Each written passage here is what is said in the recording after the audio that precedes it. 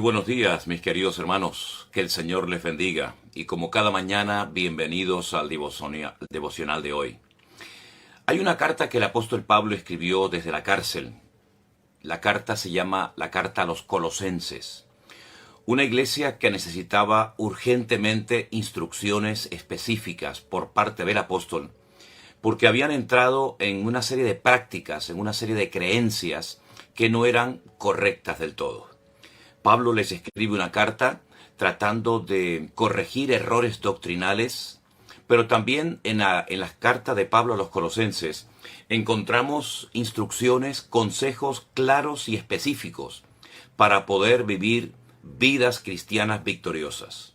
Y dentro de muchas cosas que el apóstol Pablo les comparte, concretamente en el capítulo 4, los versos 5 y 6, el apóstol Pablo les dice así: andad sabiamente para con los de afuera, redimiendo el tiempo.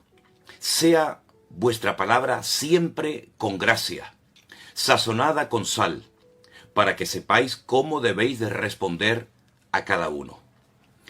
Aunque nos parezca mentira, hay mucha gente que no comparte nuestra fe, pero que son vecinos, familiares, compañeros de trabajo, que nos observan y que nos escuchan para ver si pueden, descubrir algún error, algún fallo, alguna mala actuación, alguna mala palabra, y de esa manera, pues, criticarnos y de esa manera tirar por tierra nuestro testimonio.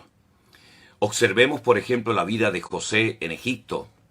Miremos cómo se comportaba David frente a Saúl. Miremos cómo se comportaba sabiamente Daniel en Babilonia. Y vamos a tener ejemplos más que suficientes en estos tres personajes y en otros muchos para saber cómo tenemos que comportarnos frente a personas que no comparten nuestra fe, personas que cuestionan la palabra del Señor, pero que con nuestra conducta, con nuestro buen ejemplo y testimonio, podemos ganar para Cristo. No solamente es importante hablar, sino sobre todo poner en práctica todo lo que hemos aprendido y escuchado durante años, para que de esa manera, cuando critiquen no diciendo verdades.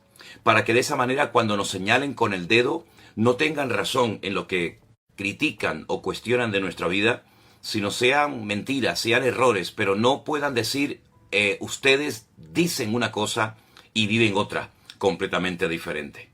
Pablo insiste mucho en el testimonio público, porque no hay nada peor para un creyente, para una congregación, que dar un mal ejemplo al mundo, que dar un mal testimonio. Y lamentablemente muchos que se llaman cristianos no viven en sus países, en sus sociedades, en sus familias, como auténticos cristianos.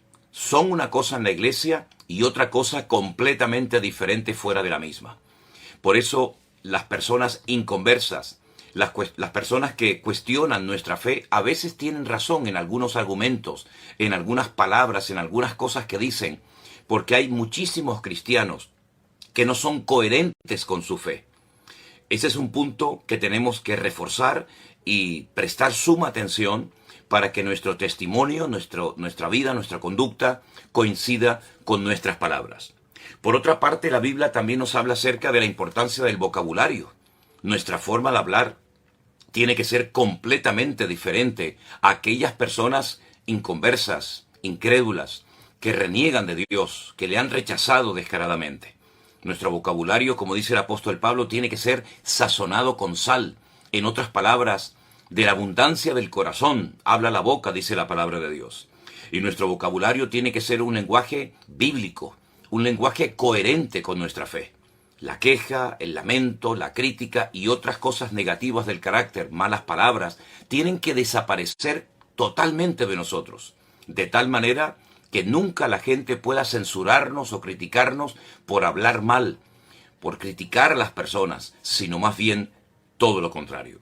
También el apóstol Pablo, si habéis prestado atención, nos habla acerca de la importancia de la preparación.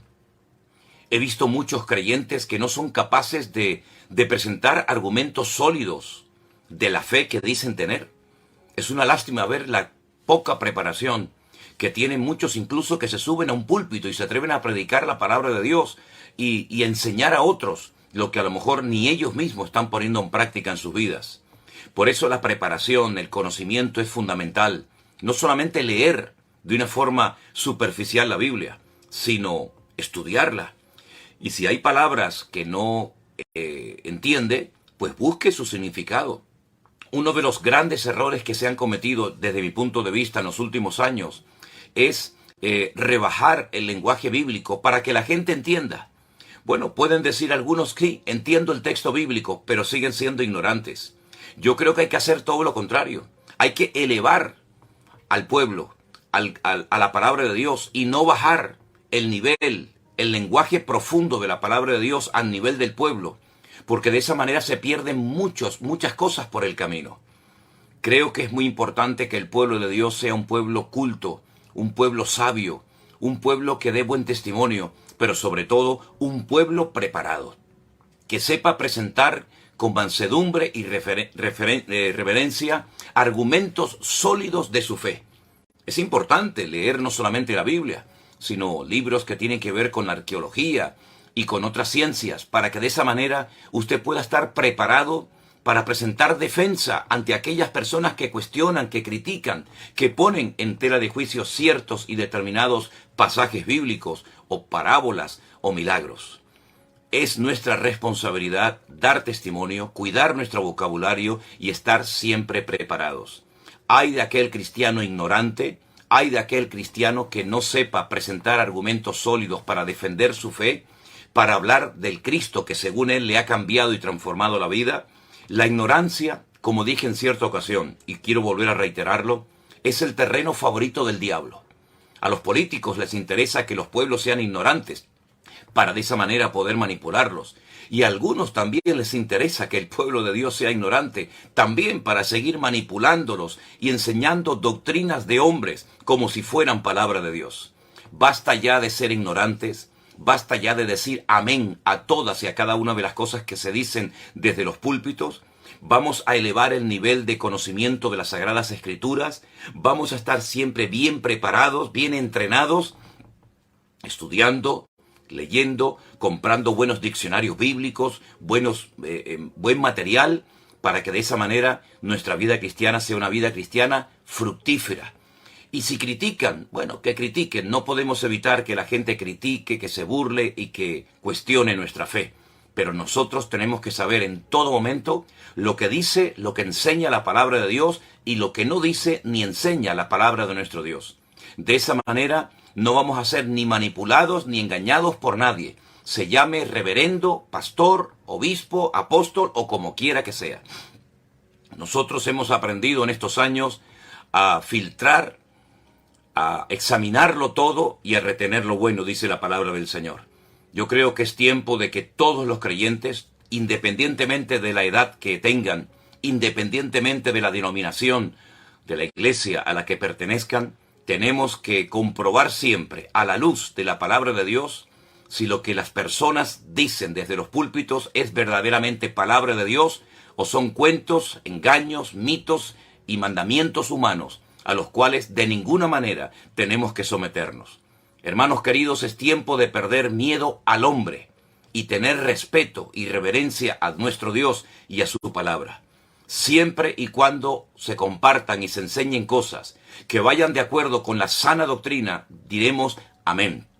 Y creeremos y vamos a acatar todo lo bíblico, todo lo que viene del corazón de nuestro Dios. Pero todos aquellos cuentos y mentiras y todas aquellas cosas que no salen de la palabra del Señor, en ningún momento ni diremos amén y en ningún momento nos vamos a sujetar a personas que se han salido hace mucho tiempo de los parámetros bíblicos y se olvidan que aquí de lo que se trata es de agradar a Dios y no agradar al hombre. Termino diciendo que he conocido a muchos creyentes que lamentablemente están más preocupados en agradar a sus líderes, en agradar a sus pastores, que en ocuparse en agradar y honrar y servir al Señor. Por eso ya es el tiempo, mis queridos hermanos, de valorar todo el material que Dios ha puesto en nuestras manos para estar siempre preparados y para poder servir al Señor con efectividad en su reino. Oramos en esta mañana, como siempre, dándole gracias a nuestro buen Dios por este tiempo que nos permite de reflexionar en torno a la palabra de Dios. Oramos. Bendito Padre Celestial, gracias en esta mañana por este privilegio que nos das de comenzar un nuevo día contigo. Guárdanos, Señor, bendícenos y úsanos en este día como lo sueles hacer. Y te pido, Señor, que abras nuestros ojos, que estemos preparados, que vamos a redimir el tiempo. No vamos a perder el tiempo en tonterías y en cosas que no edifican. Sana nuestro vocabulario para que a través de nuestras palabras podamos dar testimonio al mundo de que Cristo ha transformado nuestra vida, limpiado todos y cada uno de nuestros pecados y ha restaurado nuestra alma. Gracias, Señor.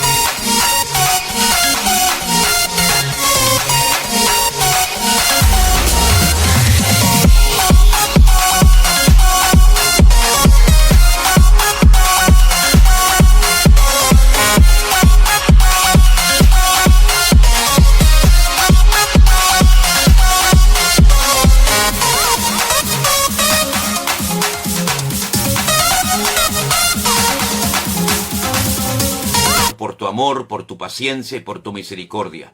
Bendice a tu amada iglesia en este día, en el nombre de Jesús. Amén y amén. Mis hermanos queridos, que Dios les bendiga. Les deseo a todos ustedes que tengan un día lleno de paz, de bendición, de santidad, de orden, de obediencia, porque esa es la manera como el Señor nos enseña en su bendita y preciosa palabra de vivir una vida cristiana victoriosa. Muchísimos saludos y abrazos a todos mis queridos hermanos de Guatemala, con los que hemos estado recientemente, y a tantos hermanos que hicieron un esfuerzo, que vinieron de Honduras, de El Salvador, de México, de otras naciones para estar con nosotros durante ese congreso que celebramos allí. Dios les bendiga y recuerden todo lo que aprendieron. Vamos a intentar ponerlo en práctica y que Dios nos guarde y nos use en este tiempo. Dios les bendiga. Un gran saludo desde España, desde las Islas Canarias, para todos ustedes, mis queridos hermanos.